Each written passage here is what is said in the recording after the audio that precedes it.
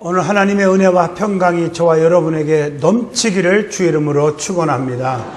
오늘 이 말씀을 스마트폰을 통해서 혹은 유튜브를 통해서 혹은 전 세계에서 TV를 통해서 말씀 듣는 모든 분들에게도 같은 은총이 넘치길 바랍니다. 오늘 마태복음 19장 13절로 15절을 통해서 어린 생명을 귀하게 여기시는 예수님, 이런 제목으로 깊은 은혜가 되기를 바랍니다. 5월은 가정의 달입니다. 그래서 이 가정의 달만 돌아오면 우리의 가슴이 벅차고 또 행복이 막 찾아오는 것 같습니다. 예수님은 가정을 가장 귀하게 여기셨고, 성경 말씀을 구구절절 읽어보면 이 기독교 신앙처럼 가정 윤리를 가르친 신앙은 없습니다. 말씀이 그렇습니다. 부모는 자녀에게, 자녀는 부모에게, 또 남편은 아내에게, 아내는 남편에게 어떻게 할 것을 가르쳐 줍니다. 특별히 에베소 6장 4절 보면 부모는 자녀들을 어떻게 하라겠어요? 노엽게 하지 말고 주의 교양과 훈계로 양육하라, 그렇게 말씀하고 계시고, 에베소 6장 2절로 3절 보면 자녀들은 부모를 공경하라고 했어요. 이것이 약속 있는 첫 계명이고 네가 잘되고 땅에서 장수하게 하신다고 보장해주고 계신 줄로 믿습니다. 또 아내들은 남편에게 어떻게 해야 됩니까? 에베소 5장 22절 아내들이여 자기 남편에게 복종하되 죽게 하듯 하라. 복종하고 가정의 질서를 바르게 세우라고 가르쳐주고 있습니다.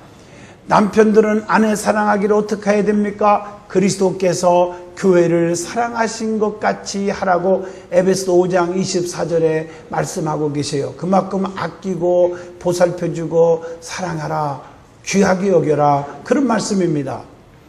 영국의 유명한 대설교가 스폴천 목사님이 계십니다. 그의 책을 읽을 때마다 참 감동이 될 때가 너무 많습니다. 거기 보면 이런 말씀이 있어요. 가정 예배를 드리지 않는 가정에게 하나님의 진노가 임할까 두려워하노라, 이 말씀이 있어요. 사실은 제가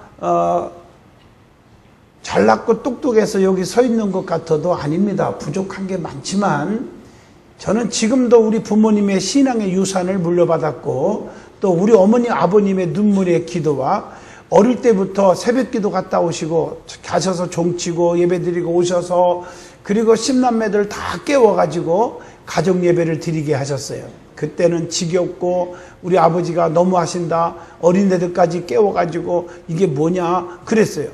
찬송 부르고 성경 읽고 또 암송시키고 또 기도시키고 그랬어요. 그때 읽었던 성경, 그때 외웠던 말씀이 지금도 기억에 남아있어요.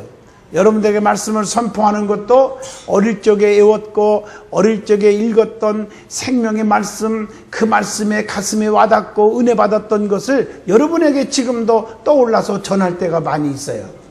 뿐만 아니라 세상에 가정예배를 통해서 우리의 믿음을 아주 깊이 뜨겁게 세워준 줄로 믿습니다.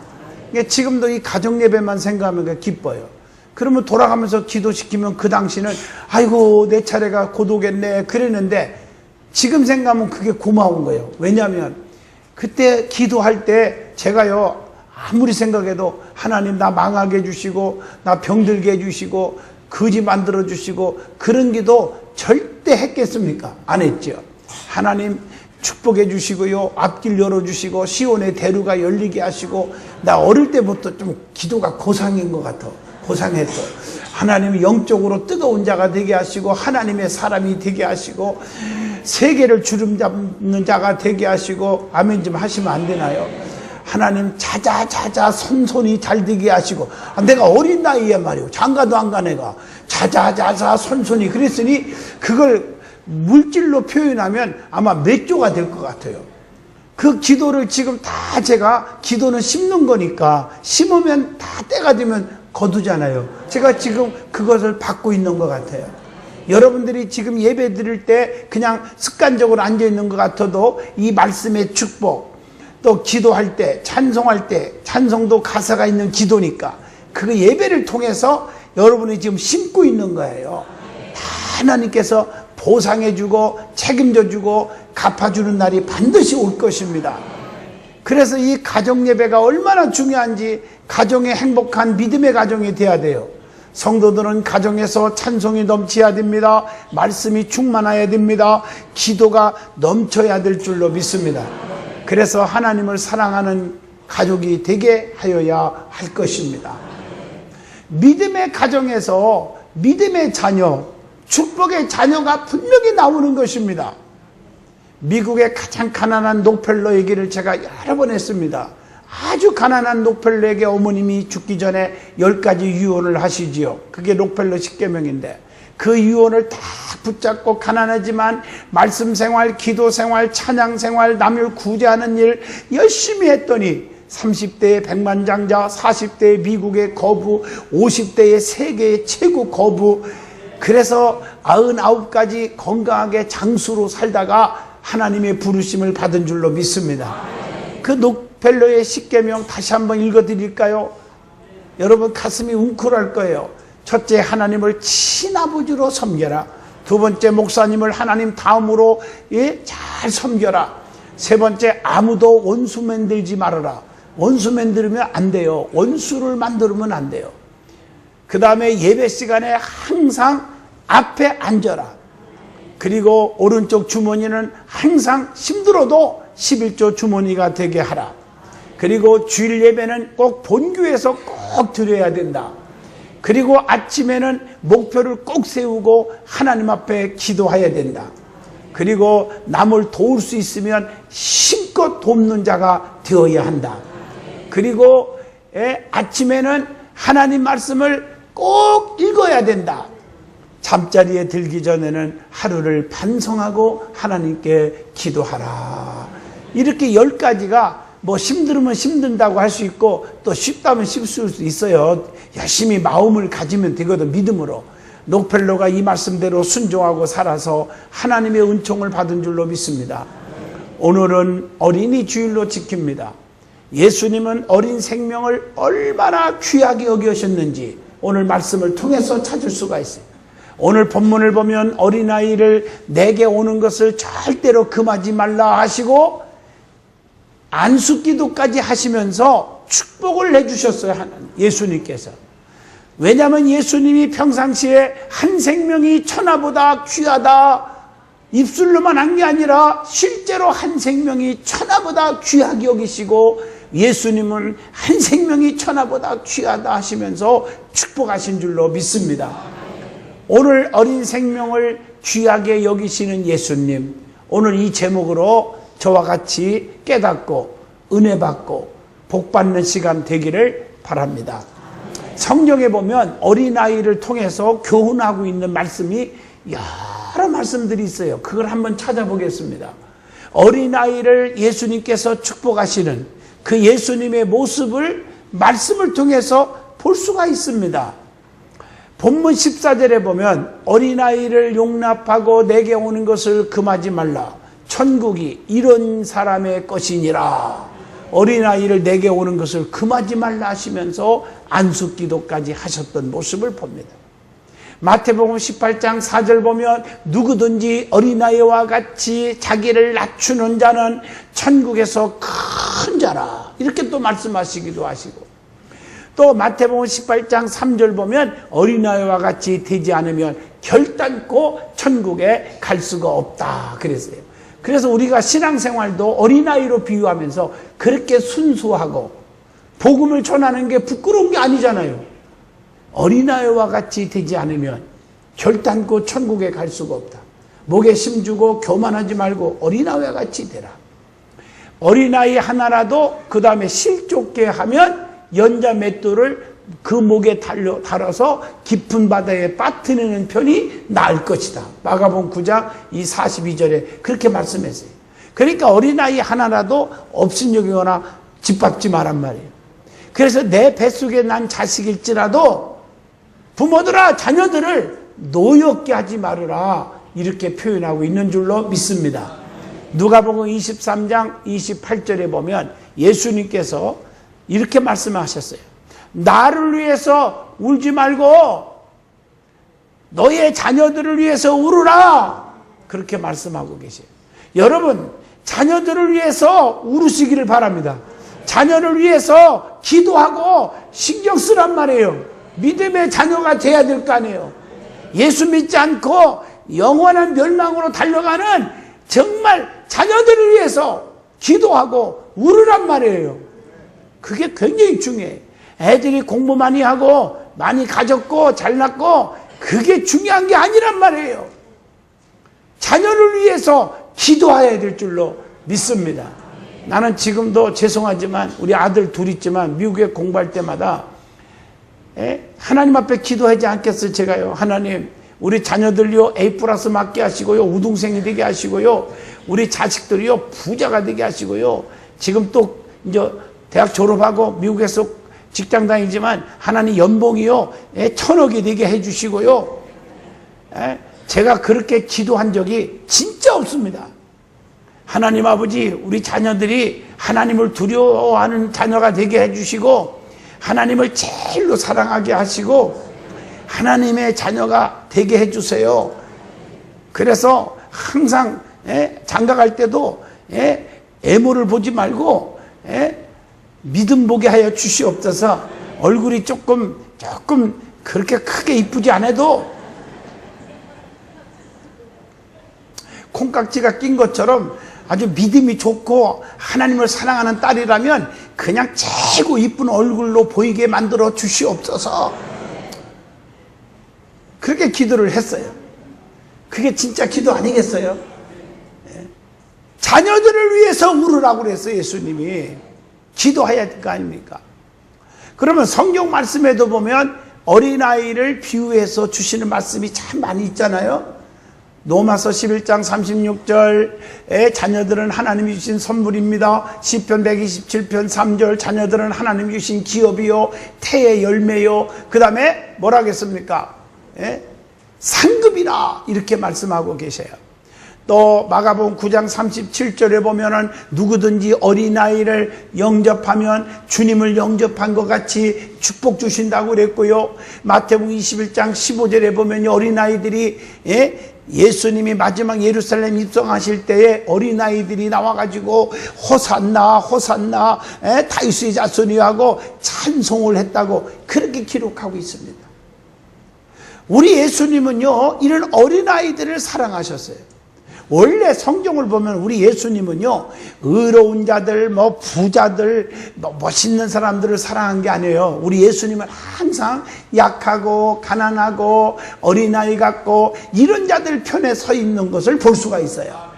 그래서 강한 자보다 약한 자, 어른보다 어린아이들을 주님이 선택하신 말씀들이 수도 없이 나와요. 자, 마태복음 18장 3절 보면 예수님은 어른보다 어린아이를 먼저 선택한 내용이 나와요. 또 뿐만 아니라 마태복음 11장 25절 보면요, 예수님은 유식한 자보다 무식한 자들을 먼저 선택하셨어요. 또 고린도전서 1장 28절 보면 예수님은 높은 자보다 낮은 자들을 먼저 선택하신 줄로 믿습니다. 고린도전서 1장 28절 보면 하나님께서 세상에 천한 것들과 멸시받는 것들과 없는 것들을 택하사 있는 것들을 폐하려 하시나니 가진 자보다 없는 자들을 먼저 선택하시고 축복을 주어서 가진 자로 만들어 주시는 거예요. 저희 교회도 가난하고 다 망해갖고 오셔가지고 엎드려 기도해서 진짜 축복받은 분들이 우리 교회 안에 무척 많습니다. 하나님 앞에 가까이 오니까 가난한 자 편에 주님이 서셔서 그들에게 지혜를 주시고 건강을 주시고 그래서 물질을 주셔서 성공하게 하시더라 그 말이에요. 예수님은요 건강한 자들보다 병든 자들을 먼저 선택하셨어요. 마태복음 9장 12절 건강한 자에게는 의사가 쓸데없고 병든 자에게만 쓸데가 있느니라 이렇게 비유로 말씀하시면서 가난하고 병든 자들을 위로하시고 치료하여 주신 줄로 믿습니다. 그리고 예수님은 힘 있는 자보다 힘 없는 자들을 먼저 선택하여 제자 삼으셨어요. 마가복음 1장 17절 보면 아주 가진 자 권세 있는 자를 뽑은 게 아니라 바다에서 고기 잡는 어부 베드로를 향해서 이제 네가 사람 낚는 어부가 되게 하리라 나를 따르라 제자로 삼아주신 줄로 믿습니다. 저같이 내 고향이 충청남도 논산군 성두면 3월 210번지인데 지금 우리 고향에 가도요 버스도 안 다니는 촌구석이에요.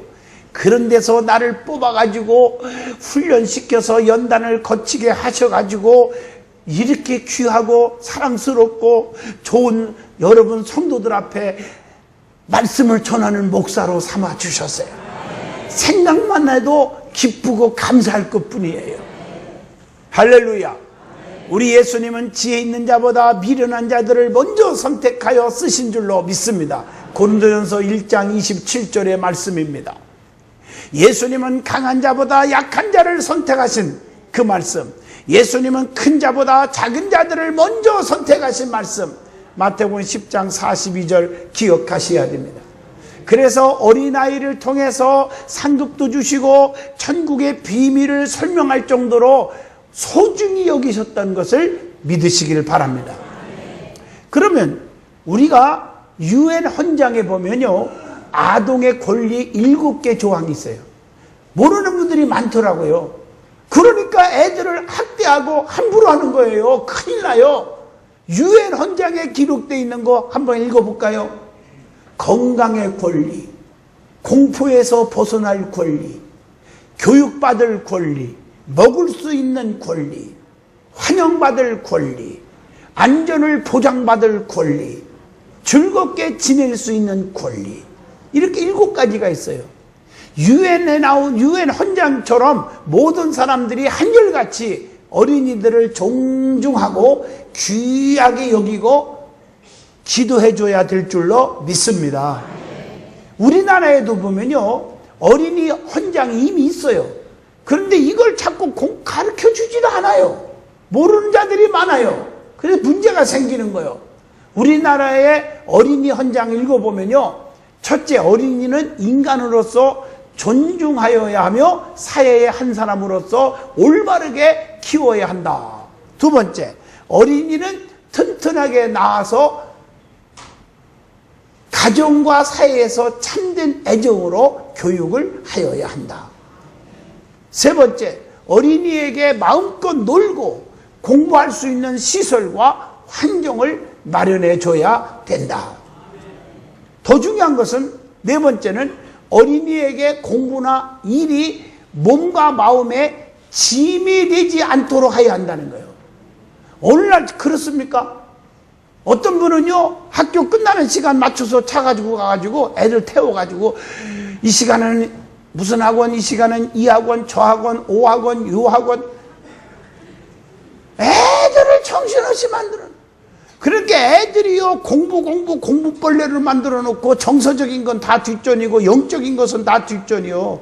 심지어 어떤 분은 중직의 딸들이요 고등부 예배 안 나오니까 부장이 왜 안 나오는데요? 권사님 나오게 해주세요 했더니 아이고 봐주세요 고3이에요. 그래서 기절하려다 말았다고 하더라고요. 그 앞길이 열릴 줄 아십니까? 그 속에 예수가 있어야 길이 열려요. 애들에게 성령에 충만하게 만들어주는 게 최고의 축복의 지름길인 줄로 믿습니다. 미국 같은 나라는 참 좋은 나라예요. 그런 거 보면 고등학교까지는요 애들요 그렇게 코피 터지도록 공부 안 해요. 그런다고 놀기만 하느냐? 그렇지도 않아요. 열심히 공부도 하지만 우리나라처럼 그렇게 힘들게 하지 않아요. 체육도 하게 하고 그냥 애들에게 쉬게도 하고 다 이렇게 하는데 대학교 들어가서 그때부터 공부하는 거예요.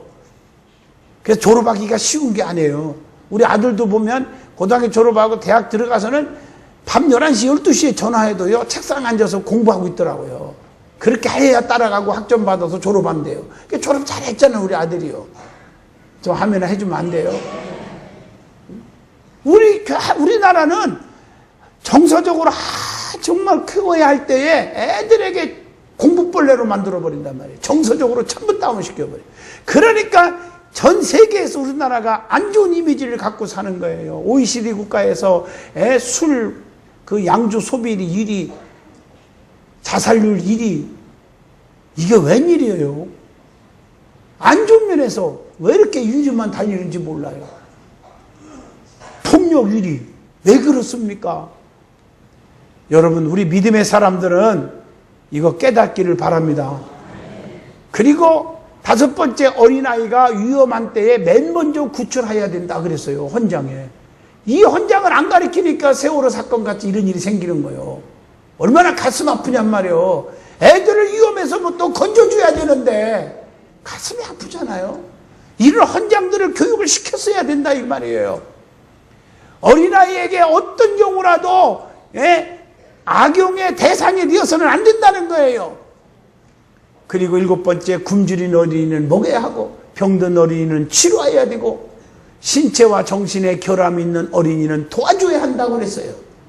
그래서 우리 어른들이 애들을 그렇게 보살펴 줘야 돼요. 나는 지금도 잊을 수 없는 게 어린 나이에 이 소고기 기름 한 방울만 국물에 떠도요 대박이었어 우리 때는요. 근데 그때 당시에 유행어가 있었어요. 뭐냐면 건디기라고. 그게 표준어인지 사투리인지는 몰라도 건디기. 소고기 한 첩만 딱 뜨면요 대박이에요. 그러니까 우리 어머님이 그걸 딱 건져가지고 막둥이인 저에게 먹어라 그러는 거예요. 그래서 어머니나 잡수세요. 그랬더니 내가 어릴 때부터 착했던 것 같아요. 그랬더니 우리 어머님이 나는 먹을 줄 모른다 그러시더라고요.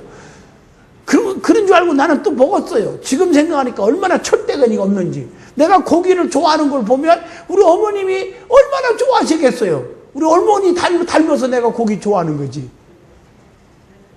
없어서 못 먹고 안 줘서 못 먹는데 몸 생각해서 요즘에는 절제할 정도로. 사랑하는 성도 여러분, 그렇게 자식을 사랑하고 이뻐해 줬어요. 그 사랑을 먹고 제가 커가지고 이렇게 여러분들에게 영적인 사랑을 제공하는 줄로 믿습니다. 그럼 어린아이를 어떻게 양육해야 합니까? 꿈을 갖는 어린이로 양육하라.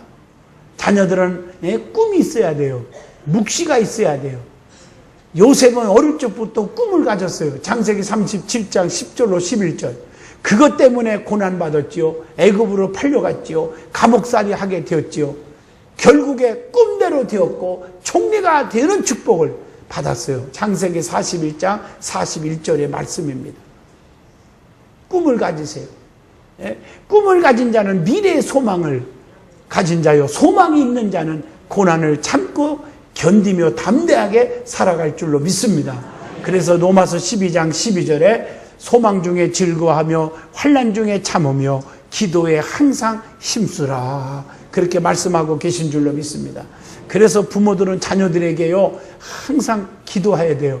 어떤 부모가요 아기를요 미숙아로 태어났어요. 그래서 애가요 잘 말도 못하고 흐리흐리한데요 남들이 막 손가락질하고 미숙아라고. 그런데 그 애를 안고 날마다 기도하면서 애에게 항상 애칩니다. 사랑하는 아들아, 너는 세계적인 인물이 될 것이다. 너는 큰 인물이다. 너는 성공한다. 너는 축복받는다. 그리고 계속 축복을 빌어주고 기도해주고 그렇게 선포했더니요 세계적인 인물이 되더라는 겁니다. 꿈을 넣어주시고 축복을 빌어주시기를 바랍니다. 자식이 잘 되는 방법이 있습니다. 자식이 잘 되는 방법. 제가 누누이 말씀드렸지만 다시 한번 설명하겠습니다. 첫째, 부모 공경하는 것이 자식이 성공하는 지름길이에요. 에베소 6장 2절로 3절. 그러면 내가 잘 되고 땅에서 장수하는 축복을 준다고 했습니다. 그 다음에 내가 하나님 앞에 바로 서야 됩니다. 열왕기상 8장 26절처럼 유전적 축복이에요. 솔로몬이 버림받을 수밖에 없지만 축복받은 이유는 그 다윗이 하나님 앞에 무릎 꿇을 줄 알고 성전을 사랑하게 하시고 그렇기 때문에 주의 종을 존귀 여길 줄 알고 그래서 네 애비 다윗을 보고 내가 너에게 축복을 준다고 그랬어요. 내가 하나님 앞에 바로 서고 기도하는 부모가 된다면 자녀들이 앞길이 열릴 줄로 믿습니다. 그 다음에 신앙교육을 바로 시켜야 돼요. 잠언서 22장 6절 말씀 마땅히 행할 일을 아이에게 가르치라. 그리하면 늙어서도 그것을 떠나지 아니하리라. 신앙교육 바르게 가르쳐 줘야 돼요. 그리고 네 번째 자녀가 잘 되는 비결 삼박자 기도라겠죠. 부모의 간절한 소원 기도, 주의 종의 간절한 축복 기도, 자식의 본인의 무릎 꿇고 기도하는 자식, 간절한 믿음 기도, 이 세 가지 기도가 시온의 대로가 열린다고 했습니다. 뿐만 아니라 다섯 번째로 자식 농사, 큰 농사가 뭐냐? 하나님의 것을 도둑질하지 않게 해주셔야 돼요. 성경에 보면 하나님 것 도둑질이 뭐예요? 4가지가 있지요. 고린도전서 10장 31절 영광 도둑질하면 안 돼요. 모든 영광은 하나님 거예요. 그리고 출애굽기 20장 8절 아무리 힘든 일이 있어도 주일은 도둑질하는 게 아니에요. 주일은 주님의 날이에요. 세 번째 말라기 3장 10절 10분의 1은 하나님 거예요. 11조는 하셔야 될 줄로 믿습니다. 여러분 쓴소리는 담임 목사기 때문에 해주는 거예요. 그게 약이기 때문에. 수입의 11조는 거의 다 하는데 이익의 11조는 안 해요. 뭔가 팔았으면 이익이 남았으면 11조를 하셔야 그 다음부터 재산이 늘어나는 거예요. 그 다음에 첫열매 도둑질 출애굽기 23장 19절 첫열매는 하나님 것인 줄로 믿습니다. 그 다음에 마가복음 12장 30절로 31절 보면 큰 계명을 가르쳐야 합니다.